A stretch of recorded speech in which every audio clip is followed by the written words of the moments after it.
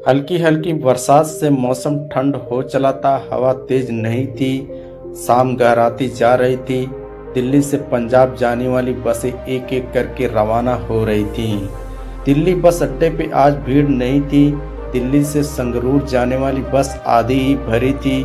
6:45 बज चुके थे। सूरज डूब चुका था। बस की रवानगी का समय हो चला था। 10 मिनट और इंतजार करने के बाद बस कंडक्टर ने सीटी बजाई। ड्राइवर ने इंजन स्टार्ट किया।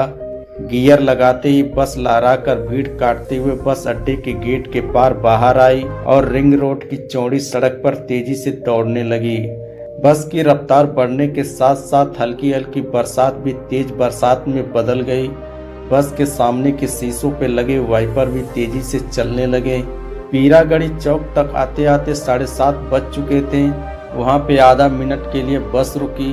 4-5 सवारियां भी चढ़ी पर बस अभी भी पूरी तरह से नहीं भरी थी। बस आगे बढ़ी। नागलोई, फिर बहादुरगढ़ और फिर रोहतक। बरसात बदस्तूर जारी थी। हवा भी तेज होती जा रही थी। रोहतक बस स्टैंड पे बस 5 मिनट के लिए रुकी। भारी बरसात के चलते बस स्टैंड सुनसान था। रोहतक पार होते होते बरसात भयंकर तूफान में बदल गई। 20 मिनट बाद बस लाखन माजरा नाम के गांव के पास पहुंची। वहां बड़े बड़े ओले गिरने लगे थे।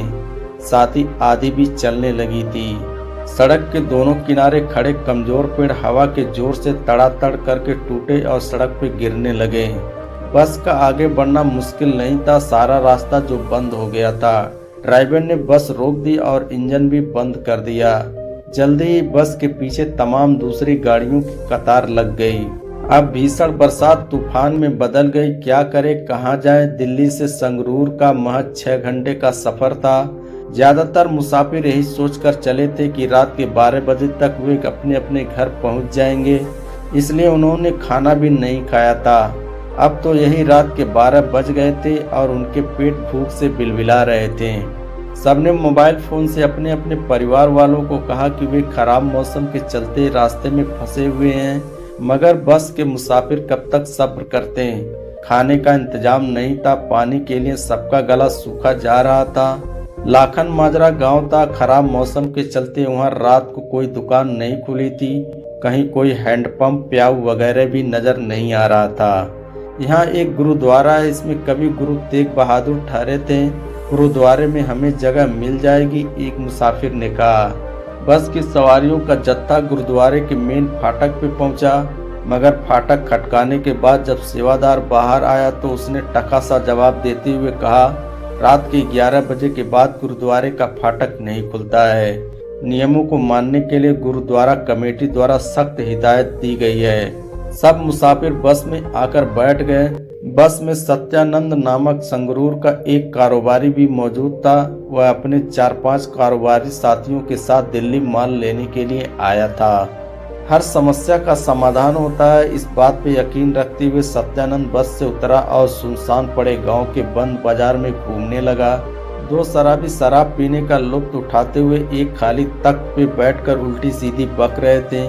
क्यों भाई, यहाँ कोई ढाबा या होटल है? सत्यानंद ने थोड़ी हिम्मत करके पूछा। क्या कोई इमरजेंसी है? नशे में धुत एक शराबी ने सवाल किया।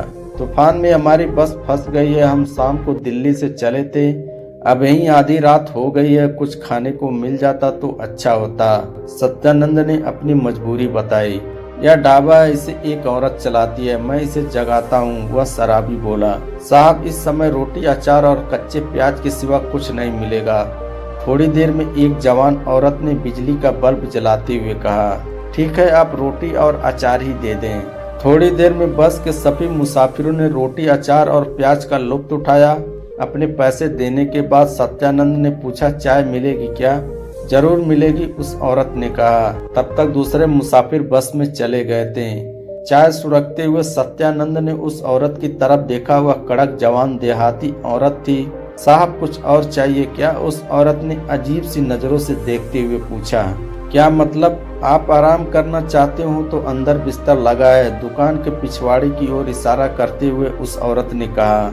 सत्यानंद अधेड़ उम्र का था। उसे अपनी पूरी जिंदगी में ऐसा न्योता नहीं मिला था। 1 घंटा आराम करने के बाद उन्होंने उस औरत से पूछा, क्या दूं? जो आपकी मर्जी, उस औरत ने कपड़े पहनते हुए कहा। 100 रुपए का एक नोट उसे थमाकर सत्यानंद बस में आ बैठा। इतनी देर बाद लौटने पे दूसरे मुसाफिर उसे गौर से देखने लगे। सुबह होने के बाद ही बस आगे बढ़ी। सत्यानंद ने संगरूर बस स्टैंड से घर के लिए रिक्शा किया। भाड़ा चुकाने के लिए जब उसने अपनी कमीज की जेब में हाथ डाला तो जेब में कुछ भी नहीं था। पैंट की जेब में से पर्स निकाला, वह भी खाली था। हाथ में बंधी घड़ी भी नदारद थी। सत्यानंद ने पत्नी से पैसे लेकर रिक्शे का भाड़ा चुकाया।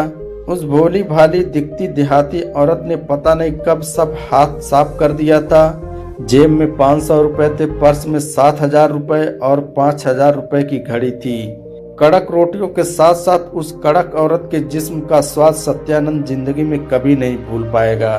दोस्तों, आपको ये स्टोरी कैसी लगी कमेंट बॉक्स में जरूर लिखना। दोस्तों, अगर आप चैनल पर हैं तो चैनल को सब्सक्राइब करें, वीडियो को लाइक करें, अपने दोस्तों में शेयर करें।